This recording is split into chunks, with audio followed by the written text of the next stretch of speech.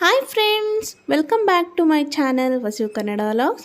Friends, ಮಹಿಳೆಯರು ಸ್ನಾನ ಮಾಡುವಾಗ ಮಾಡುವ ಸಾಮಾನ್ಯ ತಪ್ಪುಗಳು ಏನು ಅಂತ ಗೊತ್ತಾ? ಈ ವಿಡಿಯೋನ ಕಂಪ್ಲೀಟಾಗಿ ನೋಡಿ, ನಿಮಗೆ ಅರ್ಥ ಆಗುತ್ತೆ. ಫ್ರೆಂಡ್ಸ್, ಅದಕ್ಕೂ ಮುಂಚೆ ನನ್ನ ಚಾನಲ್ಗೆ ಸಬ್ಸ್ಕ್ರೈಬ್ ಮಾಡ್ಕೊಂಡಿಲ್ಲ ಅಂದರೆ ಸಬ್ಸ್ಕ್ರೈಬ್ ಮಾಡ್ಕೊಳ್ಳಿ. ಹಾಗೆ ಪಕ್ಕದಲ್ಲಿರೋ ಬೆಲ್ ಐಕಾನನ್ನು ಕ್ಲಿಕ್ ಮಾಡಿ, ನಾವು ಅಪ್ಲೋಡ್ ಮಾಡಿದ ಕೂಡಲೇ ನೀವು ನಮ್ಮ ವಿಡಿಯೋವನ್ನು ಮೊದಲನೇದಾಗಿ ನೋಡಬಹುದು. ನಂಬರ್ 1, ಹೆಚ್ಚು ಬಿಸಿ ನೀರಲ್ಲಿ ಸ್ನಾನ ಮಾಡುವುದು. ಹೆಚ್ಚು ಬಿಸಿ ನೀರು ಚರ್ಮವನ್ನು ಒಣಗಿಸಿ ಬಿಡುತ್ತದೆ. ನಂಬರ್ 2, ಅತಿಯಾದ ಸಾಬೂನು ಅಥವಾ ಸೋಪನ್ನು ಉಪಯೋಗಿಸುವುದು. ಅಂದರೆ ಬಹಳಷ್ಟು ಸಾಬೂನು ಬಳಸಿದರೆ ಚರ್ಮದ ತೈಲ ಅಂದರೆ ಆಯಿಲ್ ಹೋಗಿಬಿಡುತ್ತದೆ. ಇದರಿಂದ ಚರ್ಮ ಕಪ್ಪಾಗಬಹುದು. ನಂಬರ್ 3, ಶರೀರವನ್ನು ಹೆಚ್ಚು ಒತ್ತಿ ತೊಳೆಯುವುದು. ಇದರಿಂದ ತೀವ್ರವಾಗಿ ತೊಳೆಯುವುದು ಚರ್ಮಕ್ಕೆ ಹಾನಿಯನ್ನು ಮಾಡಬಹುದು.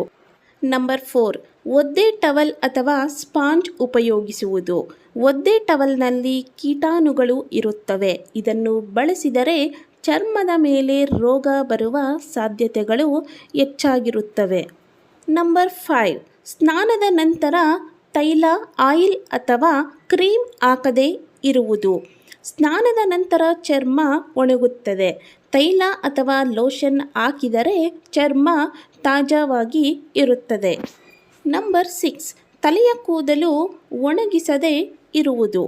ಕೂದಲು ಚೆನ್ನಾಗಿ ಒಣಗಿಸದೇ ಇದ್ದರೆ ಶೀತ ಅಥವಾ ತಲೆನೋವು ಬರಬಹುದು.